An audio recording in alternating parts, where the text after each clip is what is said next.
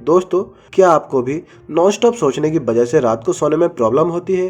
क्या आप भी पूरा दिन सोचते रहते हो, प्लानिंग करते रहते हो और अपना टाइम और लाइफ दोनों यही सोचने में वेस्ट करते हो कि काश यार वैसा हुआ होता तो शायद ऐसा हुआ होता, या मैं ऐसा करूँगा तो वैसा करूँगा, सही गलत, नेगेटिव पॉजिटिव, ऐसे हज़ार थॉट्स आपके दिमाग में आते होंगे और एक सिंपल सा थॉट्स भी पेड़ की टहनी की तरह एक के बाद एक फैलता जाता होगा, मगर आप कुछ भी नहीं कर पाते। लेकिन अब आप इस ओवर थिंकिंग के पेड़ को काटना चाहते हो। तो आइए मिलकर इस ओवर थिंकिंग के पेड़ को बिल्कुल जड़ से काटते हैं और एक सही और प्रोडक्टिव थिंकिंग के पेड़ को लगाते हैं। First, you need to understand over thinking deeply. दोस्तों, इमेजिन अगर टाइम मशीन की मदद से आपको आपके बचपन में भेजा जाए, जब आप ज़्यादा सोचते नहीं थे, आप वही करते थे जो आपको सही लगता था। अगर हम आपसे पूछें कि क्या आप ओवर थिंकिंग करते हैं, तो सोचो आपका जवाब क्या होता। वेल, वी आर श्योर 99.9% जवाब तब भी यही होता, ये ओवर थिंकिंग क्या होती है। वो इसलिए क्योंकि ओवर थिंकिंग वर्ड तो छोड़ो, ओवर थिंकिंग कैसे करते हैं तक आपको पता नहीं होता। लेकिन धीरे धीरे जैसे जैसे हम बड़े होते गए, हम सही गलत, perfect imperfect, good bad, I am good, I am not good और दुनिया के लिए क्या सही है क्या गलत, सक्सेस फेलियर, गुड लाइफ और बैड लाइफ, ऐसी हज़ारों बातें हमें पता चलने लगी जो कि ज़रूरी भी हैं। लेकिन ज़्यादातर लोग इन चीज़ों और रूल्स में फंसते चले गए। लेकिन अब वही दुनिया से सीखी हुई नॉलेज उनकी दुश्मन बन गई है और अब वो हर चीज़ और बातों को इन चीज़ों से एनालाइज करते रहते हैं। एक सुलझी हुई ज़िंदगी जीने की बजाय एक उलझी हुई ज़िंदगी में फंसे रह जाते हैं, जिसकी वजह से हम एक ऐसे पर्सन हो जाते हैं जो सब कुछ देख सकता है लेकिन कुछ भी कर नहीं सकता। अब इससे ये समझ में आता है कि हम जो खुद को बोलते हैं कि मैं ओवर थिंकर हूँ, ये पूरी तरह से सच नहीं है। ये एक हैबिट है जो हमने वक्त के साथ डेवलप कर ली है। अब क्योंकि ये एक हैबिट है तो अच्छी बात यह है कि हम इसे बाकी हैबिट्स की तरह ब्रेक डाउन कर सकते हैं। लेकिन इस बात की तो अच्छे से नॉलेज मिल गई कि ओवर थिंकिंग सिर्फ एक हैबिट है। Replace the habit of over thinking with sufficient thinking. अगर आप कोई आदत छोड़ना चाहते हो तो आप उस आदत को डायरेक्टली नहीं छोड़ सकते, आपको उसको एक न्यू हैबिट्स के साथ रिप्लेस करना पड़ेगा। तो आपको ओवर थिंकिंग को सफिशिएंट थिंकिंग के साथ रिप्लेस करना पड़ेगा। पर आखिर ये सफिशिएंट थिंकिंग है क्या? तो दोस्तों, सफिशिएंट का मतलब होता है जितना ज़रूरी है सिर्फ उतना। तो ऐसा तो है नहीं कि हम सोचना ही छोड़ दें, जो कि गलत भी है और इम्पॉसिबल भी, क्योंकि हम एक इंसान हैं और हमारा सोचना हमारी पावर है। तो जिन चीज़ के लिए आपको अच्छे से सोचना चाहिए, तो अगर हम आपसे बोले कि उस चीज़ के बारे में सोचना ही मत या कम सोचो, तो वो गलत होगा, क्योंकि एक ही रूल हर जगह अप्लाई नहीं किया जा सकता। तो इसका बस एक ही तरीका है कि हम किसी भी काम के बारे में उतना ही सोचें जितना सोचना उस काम की इम्पोर्टेंस के हिसाब से ज़रूरी हो। फॉर एग्जाम्पल, अगर आपको ऑरेंज और एप्पल के बीच में से कोई एक चूज़ करना हो तो आपको 1 सेकंड लगना चाहिए, लेकिन आप 15 मिनट कंफ्यूज रहोगे, फिर 30 मिनट इंटरनेट पर वीडियो देखोगे न्यूट्रिशन और बेनिफिट्स किससे ज़्यादा है। तो यहाँ एक ओवर थिंकर खुद को स्मार्ट समझेगा, लेकिन असल में वो बेवकूफ़ है और बहुत फालतू का सोचता है। ये सिर्फ एक एग्जाम्पल था। वहीं किसी को अपना एक लाइफ लॉन्ग करियर चूज करना हो या एक बहुत ही बड़ा डिसीजन लेना हो, तब वो ये सोचे मुझे कम सोचना चाहिए, बिना ओवर थिंक करे बस जल्द से जल्द कोई डिसीजन करके एक्शन ले लेना चाहिए, तो ये गलत होगा। तो आपको डिसाइड करके रखना पड़ेगा कि आपको किस चीज़ के बारे में कितना और कब सोचना है या नहीं। जो चीज़ ज़्यादा वैल्यू नहीं रखती उसके लिए कई दिन या हफ्तों तक सोचना सही नहीं होगा। तो कंफ्यूज मत होइए, इसका भी एक सॉल्यूशन है। तो आपको ये फिगर आउट करना होगा कि डेली आप किस टाइम सबसे ज़्यादा सोचते हो, लेकिन उस टाइम आपको सोचना नहीं चाहिए। लेकिन ये टाइम कोई भी हो सकता है, ये आप अच्छे से जानते हो।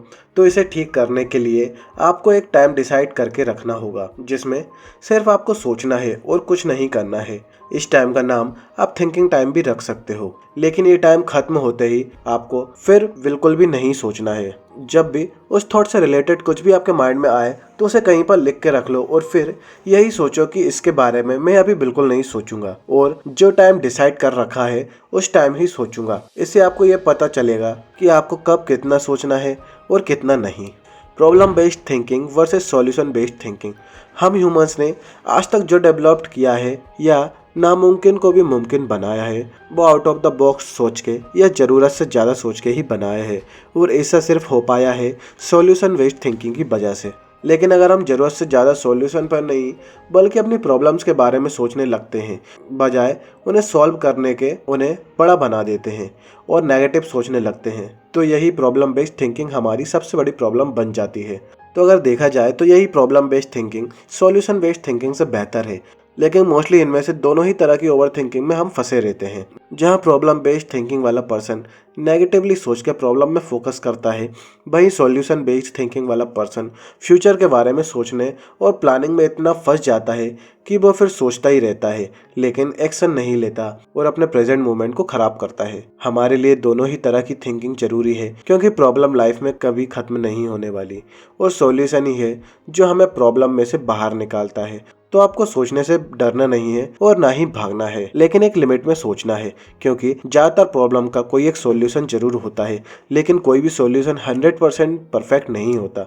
तो आपको उस पर फोकस करना चाहिए जिसे आप कंट्रोल कर सकते हो, ना कि उस पे जो कि आप कंट्रोल नहीं कर सकते। मगर वो सब तो ठीक है, मगर इन दोनों को बैलेंस कैसे करा जाए, कैसे बिना ओवर थिंकिंग करे डिसीजन लिया जाए, तो दोस्तों इसका भी एक सॉल्यूशन है, ब्रेन डंपिंग टेक्निक।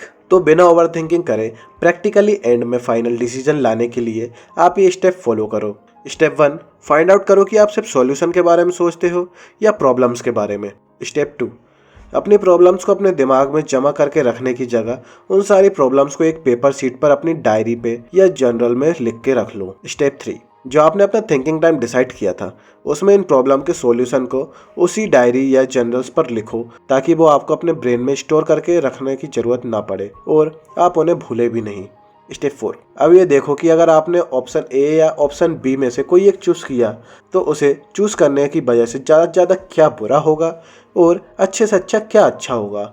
तो फिर जो आपके लिए अच्छा लगे वही करो और इस बात को एक्सेप्ट करो कि आप अपने हिसाब से डिसीजन ले सकते हो, लेकिन 100% परफेक्ट डिसीजन नहीं। स्टेप 5, अब बिना ज़्यादा सोचे एक एक करके एक्शंस लेके प्रॉब्लम्स को सॉल्व करना चालू कर दो, सिर्फ सोचते ही मत रहो। ऐसा इसलिए करना है क्योंकि इस एक्सरसाइज को ब्रेन डेक्लटरिंग और ब्रेन डंपिंग कहा जाता है, जिससे कि हम पेपर पर सोचना शुरू कर देते हैं बजाय हमेशा दिमाग में सोचने के, जिससे आपको सभी छोटी छोटी बातों को अपने ब्रेन में संभाल कर रखना नहीं पड़ता और आपको हमेशा सोचना नहीं पड़ता है। और ये वर्ल्ड वाइड प्रूवन है, क्योंकि ऐसा करने से लोग बहुत ज़्यादा हल्का महसूस करते हैं और ओवर थिंकिंग नहीं करते।